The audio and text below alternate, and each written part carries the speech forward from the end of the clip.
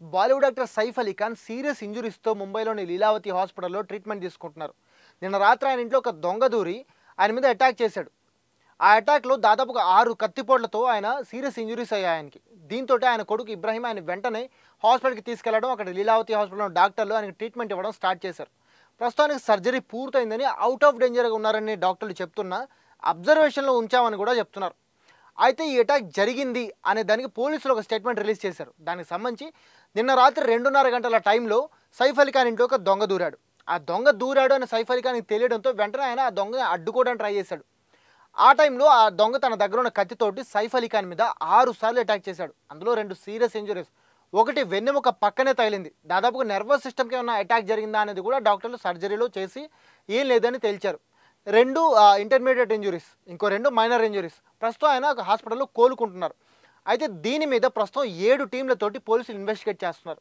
దీని మీద డాక్టర్లు కూడా ఒక స్టేట్మెంట్ రిలీజ్ చేశారు. ప్రస్తుతం Saif Ali Khan out of danger అని, అయితే ప్రస్తుతానికి అబ్జర్వేషన్లో ఉంచామని, ఆయన ఇప్పట్లో ఎవరితో మాట్లాడరని, ఒక 24 అవర్స్ అబ్జర్వేషన్ తర్వాత ఆయన మీడియాతో కానీ ఎవరితో అయినా మాట్లాడే అవకాశం ఉందని చెప్పారు. దీని మీద సైఫ్ అలీ ఖాన్ భార్య కరీనా కపూర్ కూడా ఒక స్టేట్మెంట్ రిలీజ్ చేశారు. నేను పిల్లలు సేఫ్గా ఉన్నాం, త్వరగా సైఫ్ అలీ ఖాన్ కోలుకొని ఇంటికి రావాలని కోరుకుంటున్నాం ఆ దేవుణ్ణి అని చెప్పేసి తన స్టేట్మెంట్లో చెప్పారు. అయితే ఇక్కడ మనకి అంతుపట్టని మిస్టరీ ఏంటంటే, సైఫ్ అలీ ఖాన్ లాంటి ఒక సూపర్ స్టార్ ఇంట్లోకి ఒక దొంగ ఎలా ఎంటర్ అయ్యాడు? అంత ధైర్యంగా ఎంటర్ అవ్వడమే కాకుండా సైఫ్ అలీ ఖాన్ మీద అటాక్ ఎలా చేయగలిగాడు? సైఫ్ అలీ ఖాన్ మీద అటాక్ జరుగుతుంటే ఆయనకి 7 సెక్యూరిటీ గార్డులు ఉంటారు. వాళ్ళందరూ ఏమయ్యారు? ఇంకొకటి, సైఫ్ అలీ ఖాన్ మీద అటాక్ జరుగుతున్న టైంలో ఆయన భార్య పిల్లలు ఎక్కడ ఉన్నారు? ఇక్కడ మెయిన్ పాయింట్ ఏంటంటే, పోలీసుల ఇన్వెస్టిగేషన్లో కానీ ఒక ప్రాథమిక విచారణలో తేలుతుంది ఏంటంటే, సైఫ్ అలీ ఖాన్ ఇంట్లో పనిచేస్తున్న వాళ్ళలోనే ఎవరికో ఆ దొంగ తెలిసినవాడు. సో వాళ్ళ ప్రోద్బలంతోనే ఆ వ్యక్తి ఇంట్లోకి ఎంటర్ అయ్యి దొంగతనం చేయడానికి ట్రై చేశాడు.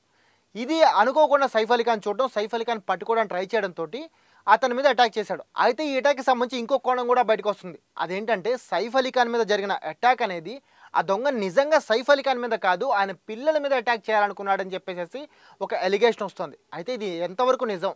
అసలు నిజంగా ఆ దొంగ ఎవరు? నిజంగా ఆ దొంగ ఆ ఇంట్లో పనిచేసే వాళ్ళకి దగ్గర వాడా, లేకపోతే ఇంకెవరైనా అనేది తెలియాల్సి ఉంది. దీనికి సంబంధించి పోలీసు ఇన్వెస్టిగేషన్లో అసలైన నిజాలు తేలాల్సి ఉంది.